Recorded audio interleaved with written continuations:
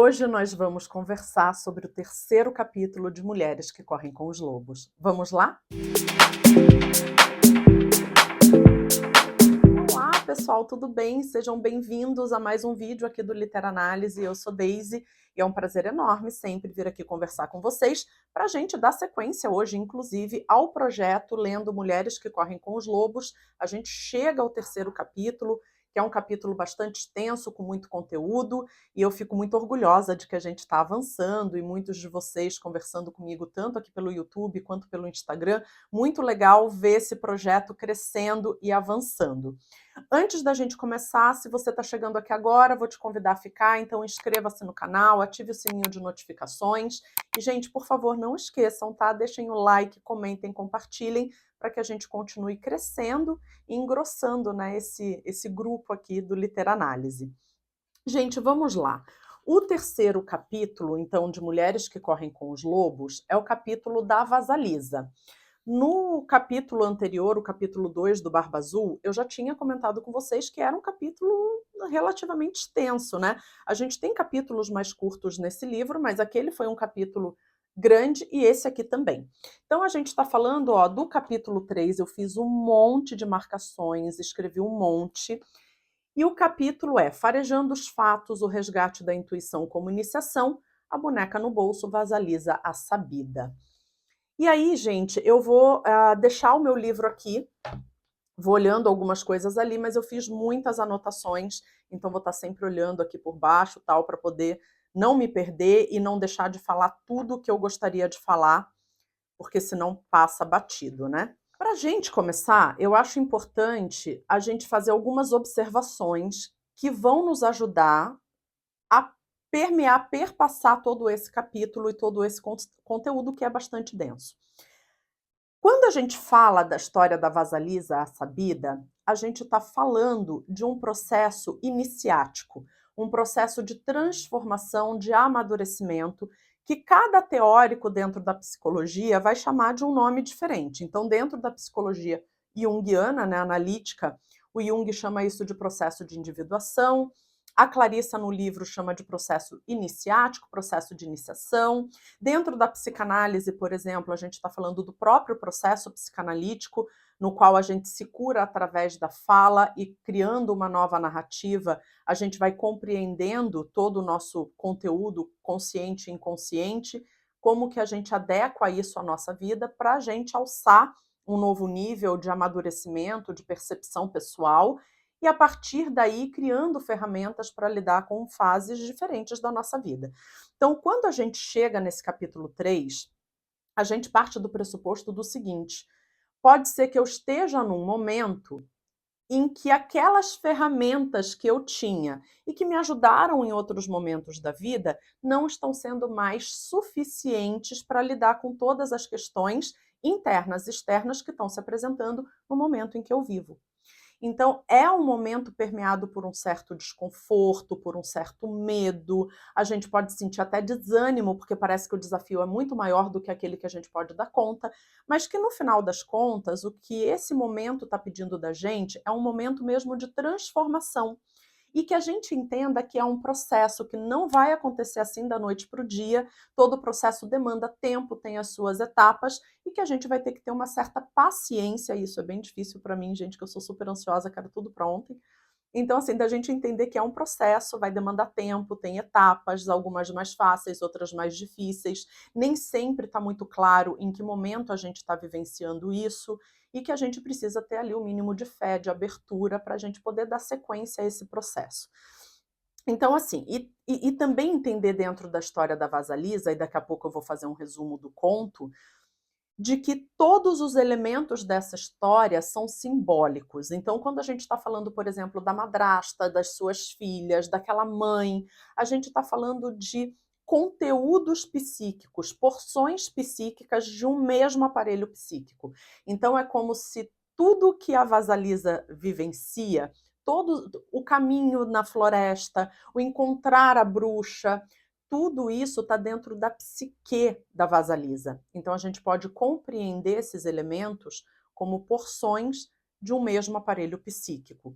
E a partir daí fica um pouco mais fácil da gente entender o que a Clarissa está querendo dizer para a gente com esse capítulo aqui, que para mim foi um capítulo bastante importante. Vou fazer um resumo do conto. Então, se você chegou aqui de paraquedas, gente, eu não cuido de spoiler quando eu falo de mulheres que correm com os lobos, porque é um livro psicológico, então não sei se dá para a gente falar de spoiler num livro como esse, mas se você, por alguma razão, é ultra sensível, é melhor pausar esse vídeo, ler o livro, ler o capítulo e depois você volta aqui, certo? Então, a Vasalisa é essa menina jovem, pequenininha ali, que está no momento, já abre, né, o conto com um momento muito difícil, muito impactante, em que ela está ali com o pai perdendo a mãe no leito de morte, se despedindo dessa menina. E no momento em que ela se despede, ela dá uma boneca para Vasalisa. E essa bonequinha, ela diz, olha, guarda sempre contigo, deixa ela sempre perto de você, cuide dessa boneca, alimente essa boneca, ouça o que essa boneca tem para dizer para você. E aí a mãe parte e é muito triste. Porém, o tempo vai passando e esse pai vai refazer a vida. Então ele casa novamente, e aí, como em todos os contos de fadas, a pessoa que ele escolhe já é uma pessoa que tem filhas, e ela, óbvio, vai ter muito mais carinho pelas suas filhas, né, como em todo conto de fadas, do que pela Vasalisa. Então ela maltrata muito a Vasalisa, não só ela, mas as filhas também. Então elas vão basicamente explorar a Vasalisa, transformá-la numa empregada, e a menina sofre bastante e meio que calada. Num determinado momento, a mãe e as filhas, já meio de saco cheio ali da Vasalisa, elas montam uma emboscada, né, um plano ali para dar uma tarefa para a Vasalisa e contar que ela desapareça, suma, seja exterminada nessa tarefa. Que é o seguinte, acabou o fogo aqui de casa, a gente precisa se aquecer, você vai ter que ir para a floresta buscar lenha e tudo mais. Só que é sabido que nessa floresta tem uma bruxa, a Baba Yaga. Então, qual é a grande expectativa da mãe, da mãe não, desculpa, da madrasta, dessa megera, com as suas filhas? De que a bruxa dê cabo da Vasalisa. E a Vasalisa com muito medo, porque ela está saindo do território que ela conhece, ela vai adentrar a mata, e ela sabe que tem coisas diferentes nessa mata, sabe que tem uma bruxa ali, ela começa essa caminhada com muito medo, mas ela vai. E no dado momento em que ela encontra a casa da bruxa, uma casa bastante peculiar, né, a casa tem os pés ali de galinha, anda de um lado para o outro, enfim, e chega a Baba Yaga, né? E a Baba Yaga encontra essa menina e diz o seguinte, ó, você quer o quê? E aí a Vasalisa vai dizer que ela quer fogo. E aí a Baba Yaga vai dizer, entendi, você quer fogo? Tudo bem, eu te dou. Mas você vai ter que cumprir algumas tarefas para mim. E aí ela começa a passar algumas tarefas que, num primeiro momento, a Vasalisa pensa, isso é impossível, eu não vou conseguir cumprir. Mas a bonequinha diz para ela, calma, descansa, que eu vou te ajudar. E aí, quando ela acorda no dia seguinte, a tarefa está completada, e assim, uma atrás da outra, até que o momento chega em que a Vasalisa recebe, né, da bruxa, o fogo, que não é um fogo comum, é um fogo bastante peculiar, ele está numa caveira, essa caveira pega fogo, e ela espeta isso ali num pedaço de pau e volta para casa. A madrasta com suas filhas já esperavam que a essa altura a Vasalisa já tinha passado dessa para uma melhor, não esperam a volta da menina e se surpreendem. Mas quando a Vasalisa chega ali, a caveira, aquele fogo, está observando tudo, ele começa a consumir a madrasta, suas filhas, e aí a Vasalisa meio que se liberta. Então, grosso modo, é isso que acontece no conto, é isso que a gente vai encontrar. E aí, antes da gente começar a falar do simbólico dessas tarefas, eu queria comentar um pouquinho com vocês uma coisa que me tocou logo quando eu comecei a ler o conto. Quando a boneca diz para Vasalisa, calma, não se desespera, descansa que eu vou te ajudar. E aí, gente, eu sou uma pessoa extremamente ansiosa e vocês sabem que muito do ansioso é ele começar a imaginar um cenário que muitas vezes nunca vai se cumprir e achar que é incapaz de lidar com aquele cenário e ele começa a ser meio catastrófico e sofrer por antecedência. Sou eu todinha. E aí, o que aconteceu? Quando eu vi a bonequinha dizendo para ela, calma, descansa, que eu vou te ajudar, eu comecei a pensar o seguinte, que sempre tem uma porção nossa que no final das contas nos ajuda. E quando a gente olha para trás, eu mesma, esses dias eu estava olhando para trás, eu falei, eu já passei por tanta coisa. O simples fato de eu não ter enlouquecido já é ótimo. E o fato também do meu filho estar crescendo com saúde, de eu conseguir pagar as contas, não está faltando nada, a gente está caminhando. A vida poderia ser melhor, poderia ser mais fácil? Talvez, eu não sei. Mas o fato é que eu já consegui passar por muita coisa, mas eu não consigo me dar o crédito. E aí a gente pode pensar na síndrome da impostora, por exemplo, que acomete principalmente mulheres, mas não somente, em que a pessoa ela tem sucesso financeiro e profissional, ela passa por situações muito dificultosas, mas ela tem êxito, ela estuda, se forma, ela faz um monte de coisa, mas ela sempre acha que o componente sorte é que esteve presente. Nunca foi mérito, foi sorte. E ela sempre fica duvidando de si para a próxima etapa que a vida vai apresentar. Então, quando a bonequinha diz calma, eu entendo que aquela nossa porção interna, que tem muito mais capacidade do que a gente reconhece ou é capaz de ver, e que está sempre disposta a nos ajudar se a gente ouvir e olhar para essa porção. Então, ali para mim já me mexeu bastante, tá? Mas, como eu disse para vocês, a gente precisa entender esse conto com todos os elementos sendo porções da psique. E é isso que a gente vai conversar um pouquinho agora. Mas, basicamente, o conto da Vasalisa vem nos pegar para nos convidar a um processo iniciático. Então, ele diz o seguinte: sabe aquela fase da vida em que só ser boazinha não está servindo mais? Principalmente numa sociedade na qual a gente vive, né, uma sociedade machista, uma sociedade que a mulher ela tem que ser muito boazinha, ela não pode se posicionar, ela tem que ser sempre mais mediadora, mais diplomática, tem que ser a mulher boazinha. E num determinado momento da vida, algumas mais cedo, outras mais tardes, a gente percebe que só ser boazinha a gente está se estrupiando, que não está dando certo. E aí, gente, eu fiquei pensando que cair essa ficha para mim demorou um tempo. Eu sou libriana, né? Então, para quem acredita em astrologia, libriano é o extremo oposto do ariano. Então, o ariano muito orientado para si, muito mais individualista, e o libriano é todo para o outro. Até por isso eu trabalho com RH e adoro, né? Adoro ajudar as pessoas, ver as pessoas brilhando, quando elas me trazem um problema e eu ajudo a resolver, e até por isso estou fazendo psicologia e tudo mais. Então eu sempre fui muito orientada para os outros e sempre tive muita empatia. E aí isso causa um problema, porque eu sou sempre muito diplomática, eu sou aquela pessoa que o bicho tá pegando, eu estou tentando mediar. E muitas vezes engolindo sapos para fazer essa mediação. E demorou para mim um certo tempo para cair a ficha de que, cara, estão me fazendo de otária aqui. Não é por nada não, mas sabe? Porque eu ficava assim, mas eu tô com dengue, com febrão e tendo que fazer trabalho aqui para ter um dinheirinho para não deixar faltar nada pro meu filho, e o outro tá lá e não manda o dinheiro que ele tem que mandar, mas coitada, porque é assim mesmo, porque ele não amadureceu, e eu tomando, enfim, na cabeça. Ah, né, no meu primeiro emprego lá, quando a dona do escritório virou para mim e falou assim: você nunca vai ser headhunter porque você é uma roceira. Sabe a fulana que o pai é empresário, que fez faculdade na PUC? Ela sim, mas você não. E eu sempre tentando olhar o copo meio cheio, eu falei: não, ela não tá falando isso por mal, ela não tá falando isso porque ela não gosta de mim, ela tá falando isso porque ela quer me ajudar. E aí fui correr atrás de estudar, de ler, de melhorar minhas etiquetas para conseguir ser headhunter, e depois eu fui, mas não percebi no momento a maldade por trás, entende? E aí eu fiquei pensando, Deise, mas você é trouxa mesmo.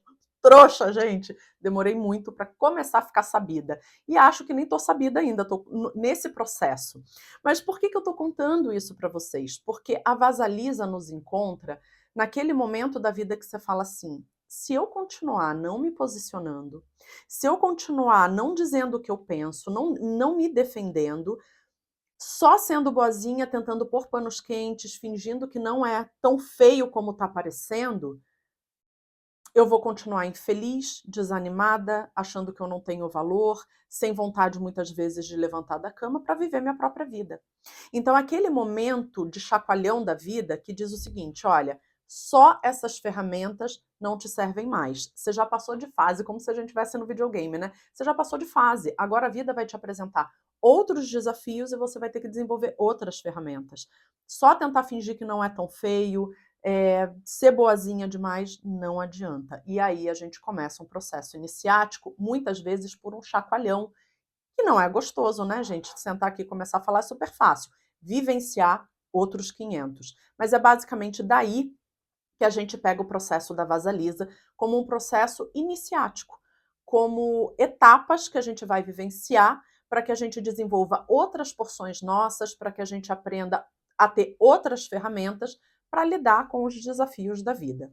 E aí, quando a gente pensa na primeira tarefa, né, que é aceitar a morte da mãe boa demais, é aquele momento em que a gente pensa o seguinte: a vida não vai me proteger o tempo inteiro, meus pais não vão estar comigo o tempo inteiro, eu preciso dar conta de mim mesma, eu preciso crescer, preciso amadurecer e preciso olhar a vida do jeito que ela é.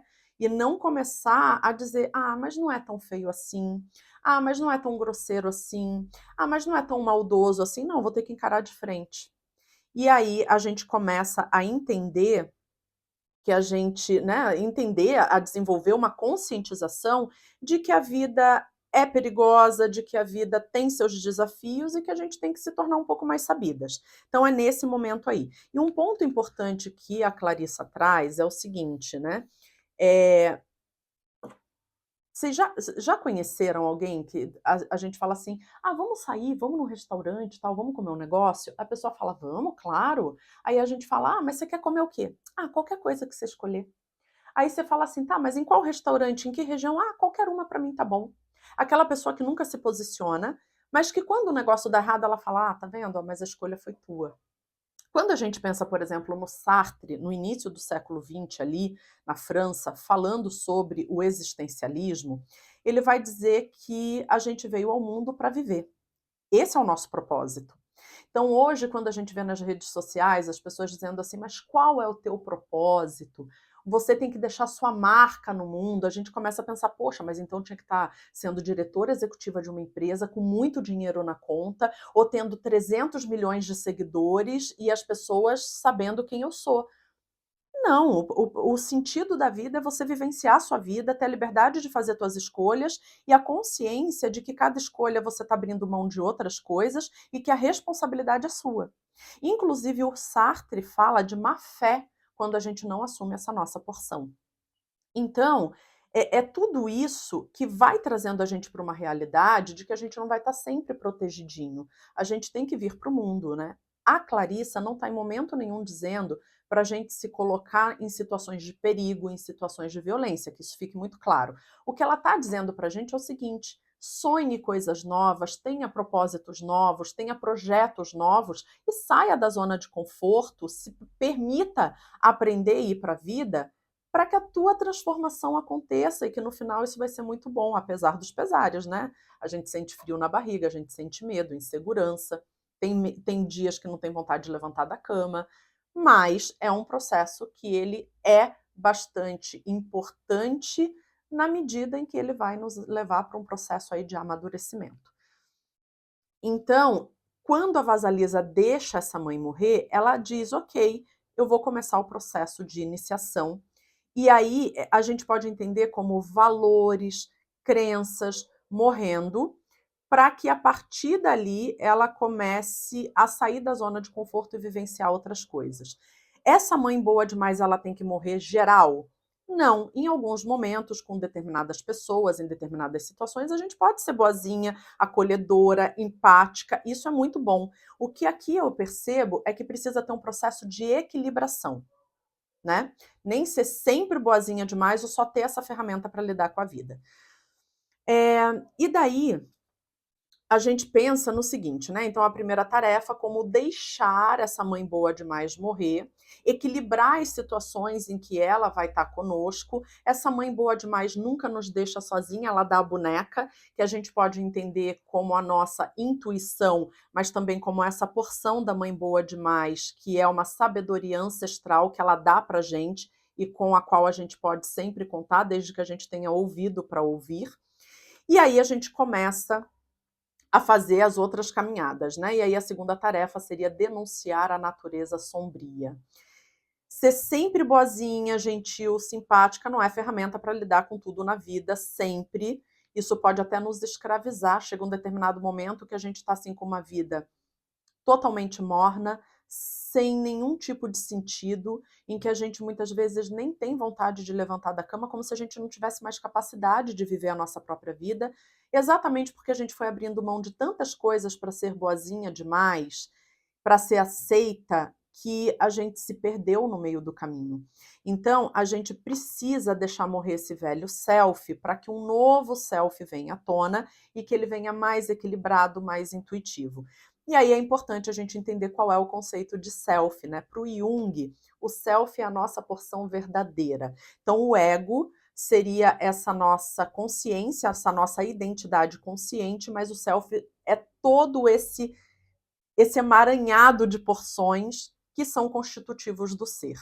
Então, aqui o que ela está dizendo é o seguinte: esse processo de iniciação vai levar à morte do velho self para que um novo self venha à tona, com partes que precisam ser integradas, que muitas vezes a gente está jogando para debaixo do pano, né? E aí, claro, o foco é o amadurecimento psicológico e o caminho, né, de aproximação desse self. E aí, uma verdade meio dura surge pra gente nesse momento, né?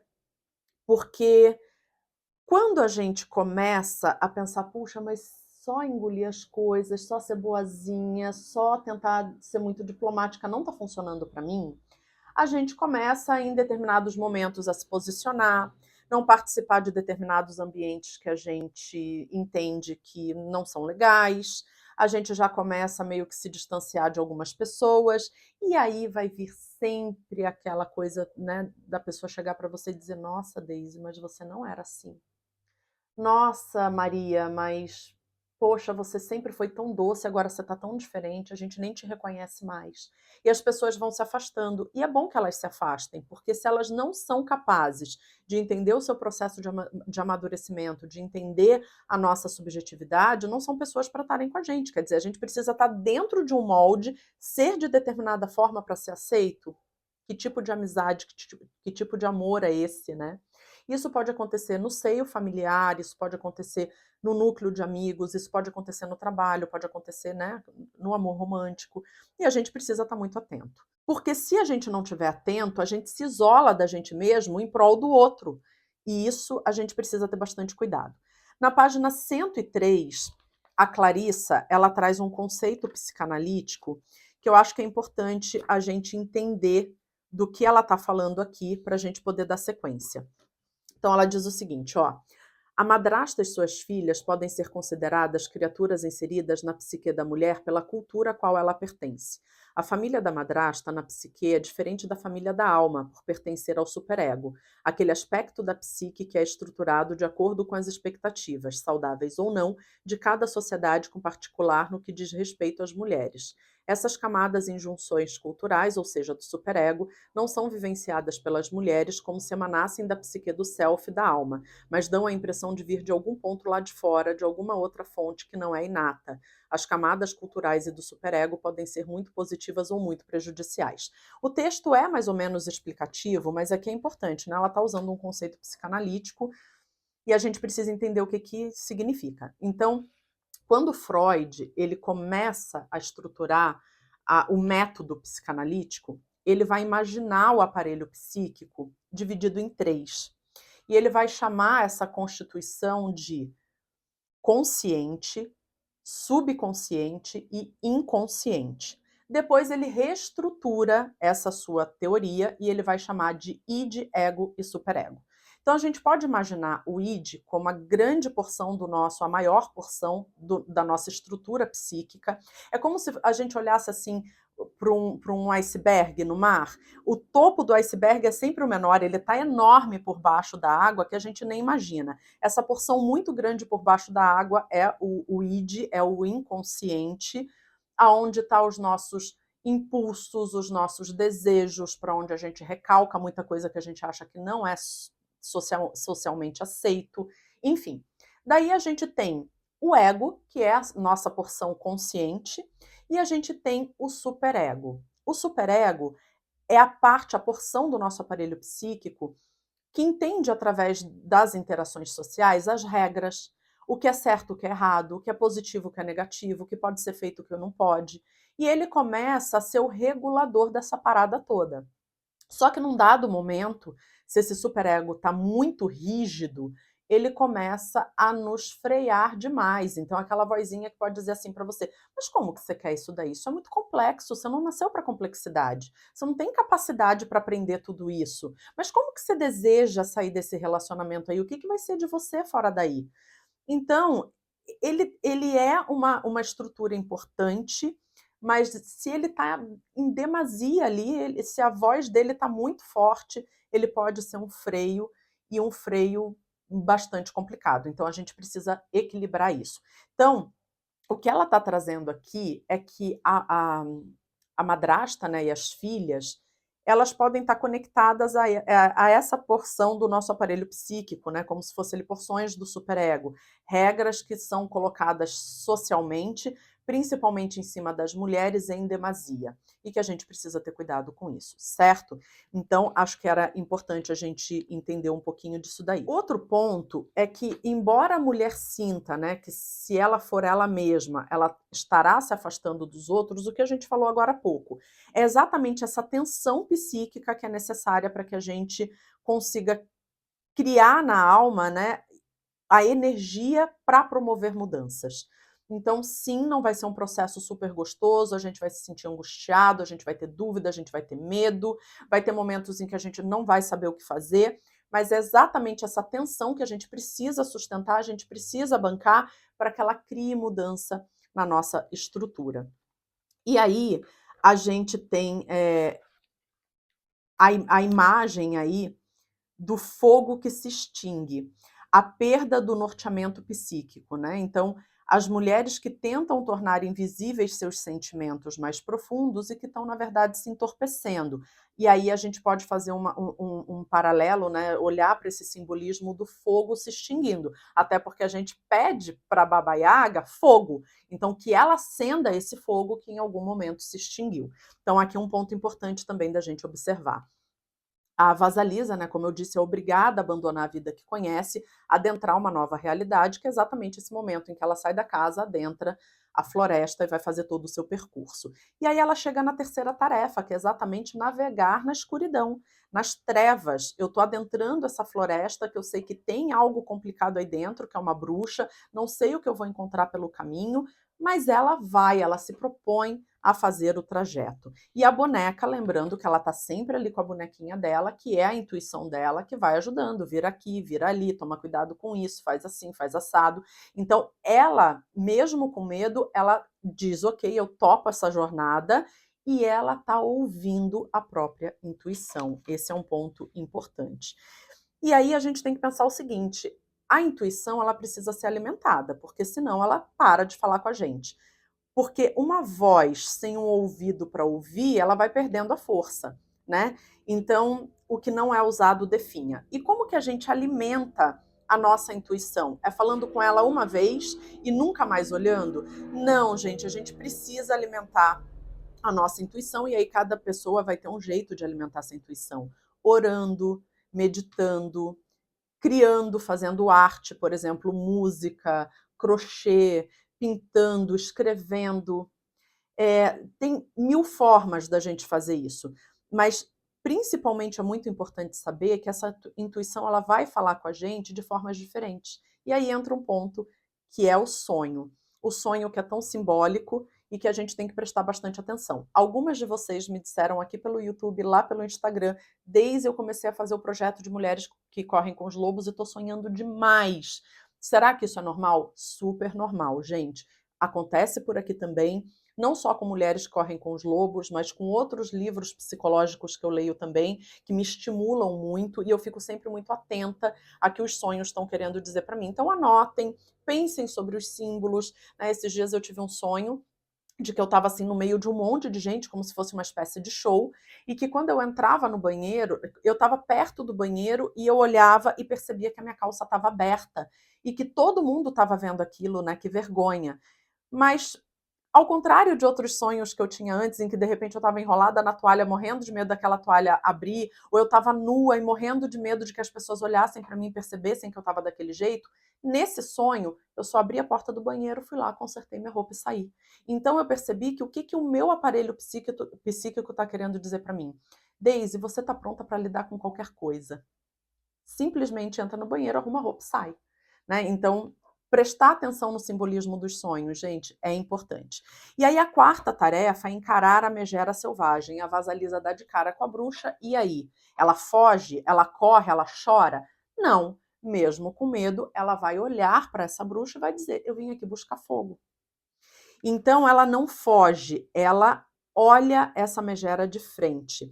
E aí a gente pode pensar no seguinte: sabe aquela situação que você está numa roda de amigos, falam alguma coisa que você não gosta, aí você dá um sorrisinho e chega em casa e range os dentes? Esse ranger de dentes é a Baba Yaga, é a bruxa, essa porção mais selvagem, dizendo pra gente aquilo lá não foi legal. Mas por que, que a gente range os dentes em silêncio e sorri na frente de todo mundo? Será que a gente não poderia dizer, poxa, pessoal, isso daí não é legal, não? Mas a gente não faz, né? Então, a gente precisa começar a olhar para essas nossas porções que rangem os dentes, que sentem raiva, que sente inveja, que sente uma série de coisas que aparentemente não são legais, e a gente entender o que, que esse sentimento está querendo dizer para a gente e como que a gente pode integrar. Né? Então, às vezes, eu sou uma pessoa muito raivosa, eu não fico triste, eu estou sempre com raiva. E aí, conforme eu comecei a me posicionar com algumas coisas, sempre de uma forma elegante, eu odeio deselegância, gente. Brigalhada, grita e xinga, não sei o que, eu não gosto. Mas eu aprendi a ir me posicionando, porque senão eu estava já assim, né, transbordando. Então, acho que esse é um ponto importante. Ser capaz de olhar essa nossa porção com respeito, né, e incorporar de uma forma saudável. E aí, mais uma vez, os sonhos podem super nos ajudar e a gente chega à quinta tarefa, que é servir o não racional. Muitas vezes a gente ouve as pessoas dizerem assim: ah, os homens são mais objetivos, mais racionais, mais lógicos, e as mulheres são mais emotivas, mais irracionais. E a gente começa a achar que isso é uma diminuição, que isso é pior, é ruim. E a gente começa a tentar ser muito objetiva, muito lógica, e a gente vai, né, tentando jogar areia em cima dessa nossa porção. E aqui vem a ideia, né, de que a gente sim precisa limpar, escolher, alimentar, criar energia, novas ideias, e dentro desse processo dar espaço para uma porção nossa que é mais irracional, mas que precisa ser expressada de alguma forma. E aí começa, né, as tarefas exatamente que a Baba Yaga dá para Vasalisa, que primeiro é lavar a roupa. E o lavar, ele significa empapar, impregnar com uma força e um mistério luminosos. E quando a gente pensa em roupa, em traje, do ponto de vista de arquétipo, a gente está falando das nossas personas. A gente sempre que interage com as pessoas, com o mundo, a gente está pondo máscaras. E máscaras não no sentido de falsidade, tá? Mas de porções que a gente vai pondo a máscara de mãe, a máscara de aluna, a máscara de professora, de profissional, enfim. E lavar a roupa é lavar essas personas, porque quando eu lavo, eu deixo limpo, eu estou de alguma forma deixando espaço para que outras coisas sejam colocadas ali. E aí, na sequência, a gente tem o varrer. E o varrer é exatamente manter esse ambiente psíquico organizado e limpo para que o novo possa se instalar. E como que a gente faz, né, para lavar e para varrer o nosso ambiente psíquico? Lendo, conversando com pessoas que realmente a gente se sinta à vontade, fazendo terapia, meditando, orando. Cada um vai ter o seu sistema, mas são muitas ferramentas que nos apoiam nesse processo. E aí tem o cozinhar. E quando a gente fala de cozinhar, para cozinhar eu preciso primeiro acender o fogo. Lembra que eu falei de quando o fogo se extingue? Aqui a gente precisa acender o fogo. E aí a gente pode pensar no seguinte: quando a gente começa a ter uma vida muito morna, muito monótona, muito rotineira, e a gente vai começando a ficar, puxa, mas que vida sem propósito, o que eu estou fazendo aqui? Às vezes eu não tenho nem vontade de levantar da cama porque eu sei que vai ser mais um dia meio sem sentido. É porque a gente extinguiu o fogo. E aí a gente precisa reacendê-lo. E aí a gente pensa, mas Daisy, quem que não quer ter uma vida mais apaixonante, mais vibrante? Quem que não quer?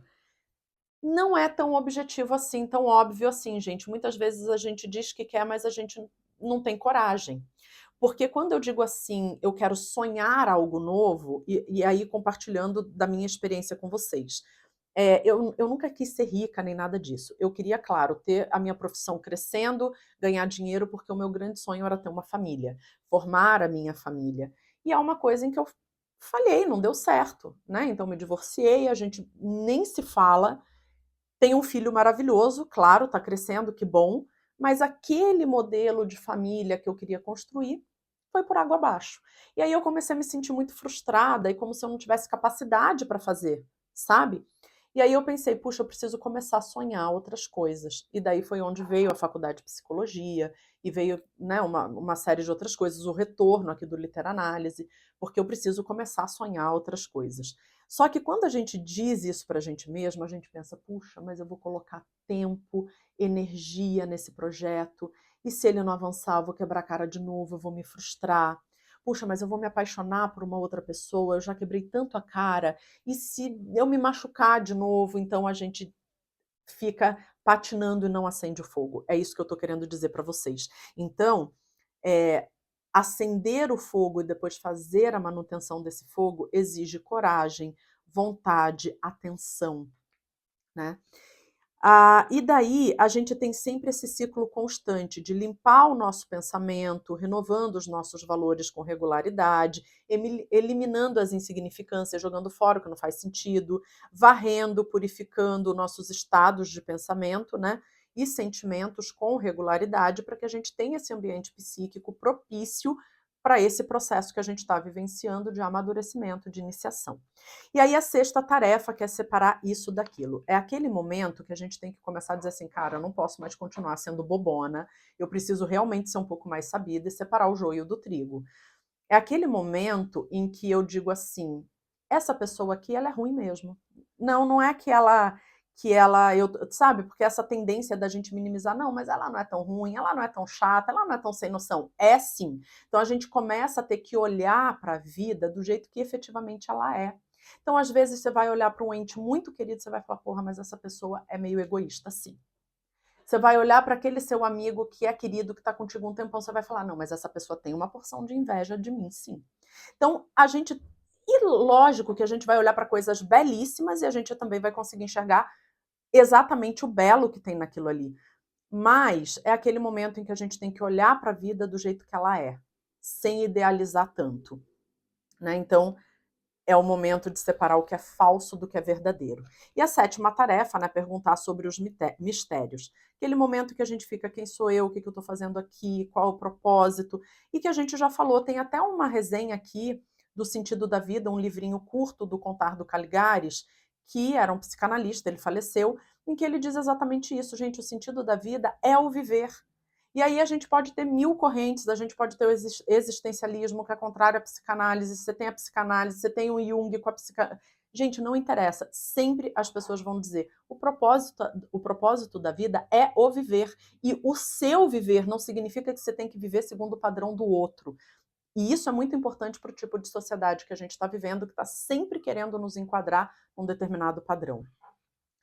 E aí, a gente chega numa fase em que a Vasalisa pergunta dos cavaleiros, né? Tem o cavaleiro negro, o vermelho e o branco, e ela pergunta o que são esses cavaleiros. E a gente tem que ficar muito atento que cavalo fala de movimento, então de você avançar, se movimentar, se transformar, e as cores também, né? Então, a gente tem ali a dissolução de antigos valores, representado pelo negro, sacrifício de ilusões, pelo vermelho, e a nova luz, que é o branco. E aí a gente pensa no que a Clarissa está sempre falando daquele ciclo de vida, morte, vida. Tem algo que viveu, agora não serve mais, tem que morrer para que outra coisa nova viva. Então os cavaleiros trazem isso. E aí a gente chega à oitava tarefa, que é de pé nas quatro patas. É aquele momento que eu falo, puxa, agora eu já estou mais segura, agora eu estou um pouco mais empoderada, agora eu posso ficar em pé e eu posso ir para a vida me posicionando quando é necessário, me defendendo quando é necessário, aproveitando o que a vida tem de bom quando efetivamente é bom, sem me iludir, mas me empoderando. É aquele momento em que a gente se sente mais segura, a síndrome do impostor começa a ficar lá para trás. E aí, quando a mulher chega nesse ponto, né, ela aprendeu que a vida vai trazer adversidades, a vida, a gente nunca é só boazinha, a gente tem altos e baixos, você tem, eu tenho, mas a gente sempre vai encontrar um jeito de passar por isso. A gente começa a ficar mais confiante. E aí chega a nona tarefa, que é reformular a sombra. Então a gente, né, a Vasalisa pega ali a caveira, que pega fogo, a chama do conhecimento, ela volta para casa. A gente entende aqui que ter essa capacidade do conhecimento, né, é muito importante. Mas que a gente tem que ter esforço e disposição para manter esse fogo, essa sabedoria, porque se a gente olhar para isso durante um tempo e depois esquecer, for absorvido pelo dia a dia e não olhar mais, em algum momento a gente vai ter problema de novo, né? Então, e é também aquele momento que a gente vai começar a perder algumas pessoas no meio do caminho, que são pessoas que não vão aceitar a nossa nova subjetividade, elas só gostavam da gente dentro daquele padrãozinho, ou dizia que gostava e metia o pau na gente pelas costas. Então, assim, é aquele momento em que, entre mortos e feridos, eu estou saindo das cinzas como uma fênix. E a gente pode entender o seguinte: o processo de crescer dói. Então, não vai ser um processo maravilhoso de ser vivenciado, mas que é bastante importante. E aí, nesse emaranhado todo, a gente vai dizer: sim, agora eu vou dar vazão para minha raiva em determinada forma. Agora eu encontrei como lidar com a minha frustração, não jogar isso para debaixo do pano, mas entender e tentar de alguma forma dar vazão.